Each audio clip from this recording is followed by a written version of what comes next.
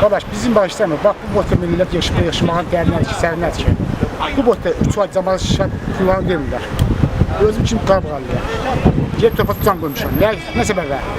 Mümkün ilə bu botta 540 lira şampun vermirlər. Səbəb nədir? Bunun səbəb budur ki, bütün pulları o yiyiblər. Soka deyəcək, azın kot verəcək, azın deyəcək, soka verəcək. Səbəb nədir ki? Bu botta millətin iş var. Bu deyək ki, 31 milyon alacağım var. Bizə lazım 4 milyon alacaq, lazım deyil. Bu botta millətin cəmisi 300 min pul var, 300 min, 400 min pul var alacaq cəmisi. Alacaq pul budur. Mənim öz bax, cep qabatcan qoymuşam. Cep cəmi qoymuşam. Baba, bax şəklin, bax qardaş, baba, bax, buyur, çək, gör. Gördün? Cep qoymuşam, cəb qoymuşam orada. Səbəb nədir ki, bizim haqqımızı vermirlər. Biz fəhlə adamıq, fəhlə. Bizim haqqımızı nəyə görə vermirlər ki? Səbəb nədir ki? Cənab prezident demiş ki, bizim haqqımızı. Deyirlər ki, cənab prezident demiş ki, yox, olmaz. Ne səbəbə? Biz haqqımızı istəyirik. Bu boyda millət yetişir bura, 570 uşaqdır. Hamının haqqını vermək lazım. Niyə vermirlər ki? Nə deyirlər orada? Gəl, gəl bura. Azıqort deyir ki. Gəl sən də bildir, çıxışımı bildir.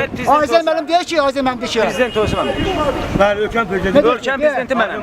Bəli, vermir. Bizi də çaylar ələ salır. Git sokara git, Azıpotu deyir sokarlıqdır, sokar deyir Azıpotuqdur. Salıblar bizi yollara. Cəmaat kartofun satıb, borc eləyib, bankdan kredit götürüb verir.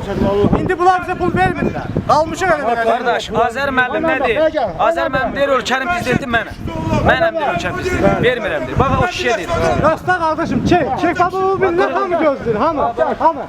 Azıpotu gidir, axıranla gəlir üstümüzə. Sokara gidir, axıranla gəlir üstümüzə. Boyun yoğunlar. Dələ, ağsaqqal kişidir. Bax, neçə aydır bu kişi var körlərdə dayanır. Qardaş, bu kişi çək 56 min alacaq. Bu çəksin mən ayrıcıyım. Mənim 15 min işim alacağım var, 15 min işim var. Mənim haqqımı vermirlər. 25 min məndədir. Vermirlər qardaş, mənim haqqımda 15 min işim puldur. Mən şu an pul verəsiyəm. İşçilərim var mənim. Qardaş 480 min manat fəhlənin hal-hazırda əmək haqları bu şirkətlərə basıb yeyir.